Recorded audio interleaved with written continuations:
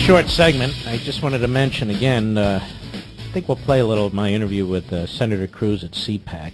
A lot of people are piggybacking this now based on a number of the questions that I asked.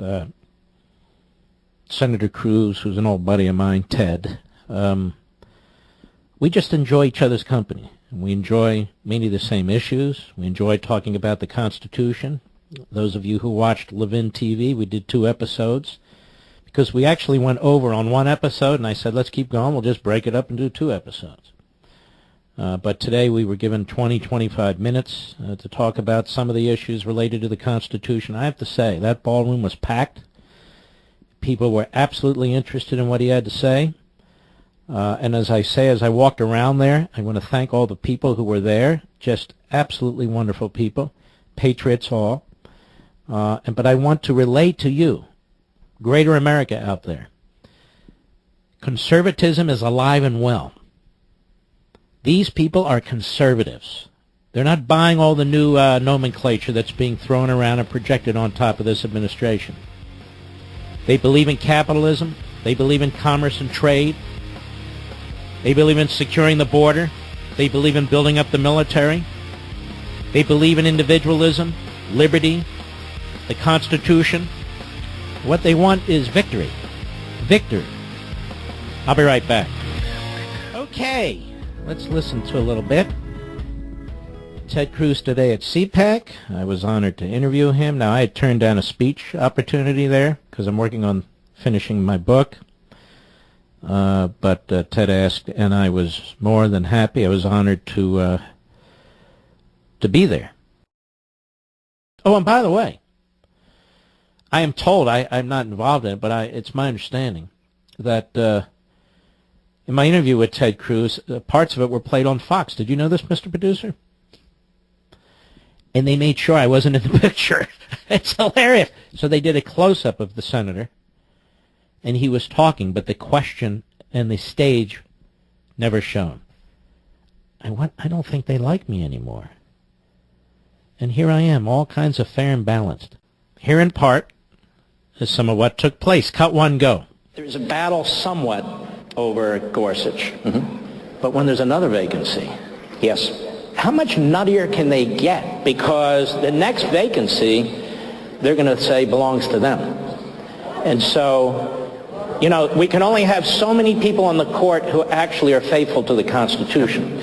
So what steps might they take? The Scalia seat is defense. We're not going to get any better than Justice Scalia. The best we can do is preserve constitutional victories like upholding the Second Amendment, like protecting religious liberty. But we're not going to get any better. This summer, I think we'll have another Supreme Court vacancy this summer. If that happens, as much as the left is crazy now, they will go full Armageddon meltdown. Because the next vacancy is where we have the ability to get back and restore our basic constitutional protections. Mm-hmm. Now we've cut back on the applause for the efficiencies of time here. Cut 2, go. I mean, you and I were talking backstage before this. The anger on the left, I've never seen anything like this. I mean, they're right now opposing everything. Democrats in the Senate are filibustering absolutely everything. This is the longest we've been. The cabinet is still not confirmed. This is the longest we've been since George Washington without confirming a cabinet. They're filibustering everything. We voted a couple of weeks ago on approving the Journal. Now, Mark, I'm going to confess, I have no idea what the hell that is. I've never voted. I voted yes. I hope yes was the right vote. Approving the Journal is the most mundane procedural step. It is always done by unanimous consent. I didn't know we did that until they objected to it and said, no, procedural step. It is always done by unanimous consent. I didn't know we did that until they objected to it and said, no, you got to have a full Senate vote. Everyone come down to approve the Journal. What that means, if this continues, and from the left, their base, there's a technical term for their base. Moscow.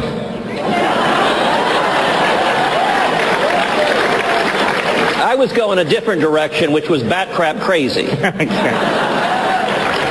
Right now, Democratic senators are more scared of their base than they are of the voters. A liberal Democrat told me a couple of weeks ago, said, listen, we're afraid of being primaried. The Democrats took at the lesson of this election that Hillary was too moderate. And so their lesson is they need more Bernie Sanders, more Elizabeth Warren. That's where Senate Democrats are.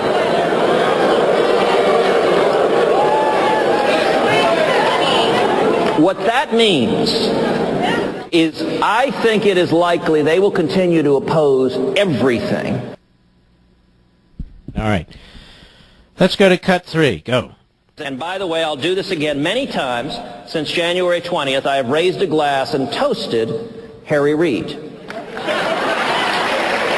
Because Harry Reid employed the so-called nuclear option, broke the Senate rules to change the Senate rules, lowered the threshold from confirmation from 60 votes to 51 votes, and it is a direct result of Harry Reid that we now have the most conservative cabinet in decades. And so if I can be a little presumptuous, Mark, let me, on behalf of Cpac, thank Harry Reid. Harry Reid, thank you for Attorney General Jeff Sessions.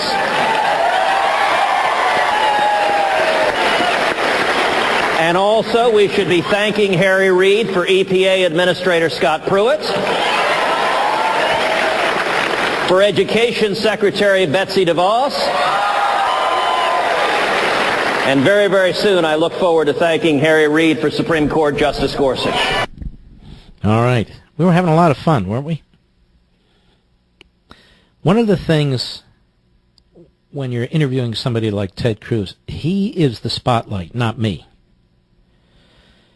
So I ask questions for the purpose of drawing him out. That's why I do these long-form interviews on Levin TV. Too often you'll see on TV or you'll hear on radio, the moderator, the interviewer, just can't shut the hell up. If I wanted to give a speech at Cpac, I would have given a speech at Cpac. I turned it down. So my role here was to provide a question or an issue so that people could hear what Senator Cruz had to say. Cut 4, go. You're one of the leading constitutionalists, not just in the Senate, but in the country. And one of the problems we have in this country today is so much of what we do is not within the constitutional construct. You have introduced an amendment to the Constitution to place term limits on members of Congress.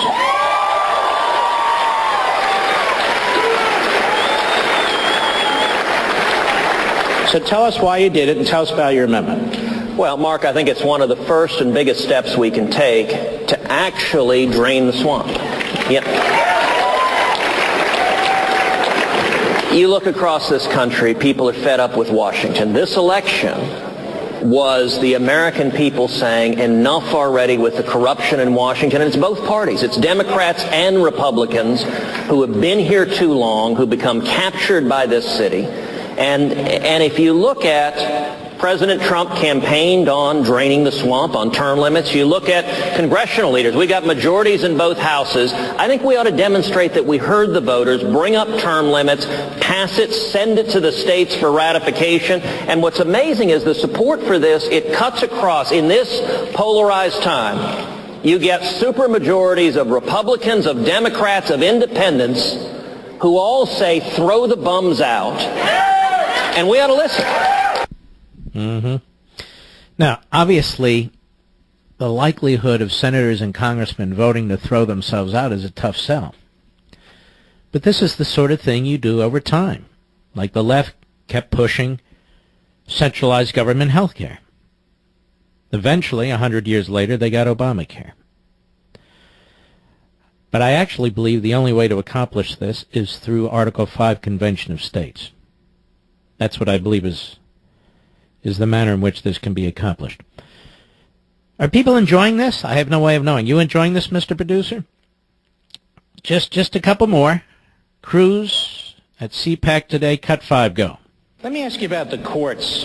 We saw what the Ninth Circuit did, or a panel of the Ninth Circuit, on an executive order that once the executive order was modified, really, it wasn't even a controversial executive order from a constitutional point of view, and then you have 3 judges who did what they did.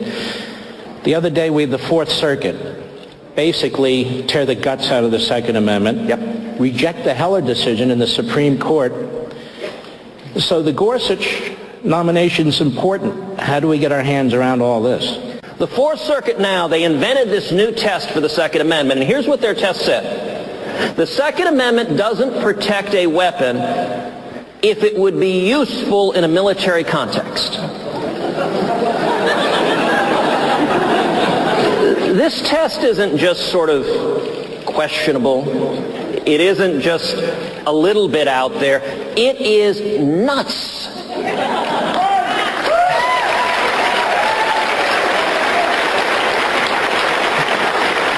The Second Amendment was designed explicitly to protect weapons that would be useful in a military context. If we were living back in 1789, your musket would be really useful in a military conflict. If you were called up to service, they said, bring your musket. And indeed, the first Congress passed a law. You want to know the first gun control law in America? First Congress passed a law mandating that all able-bodied men must own a musket.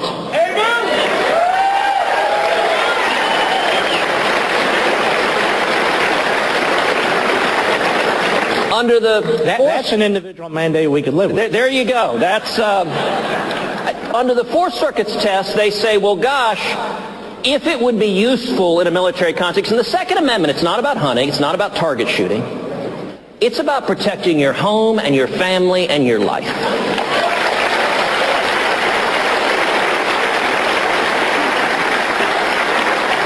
So under the Fourth Circuit's test, the only things that are protected are things that are not useful in a military context. So apparently the Second Amendment protects feather dusters.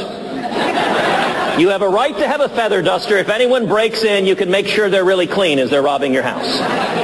This is lawless.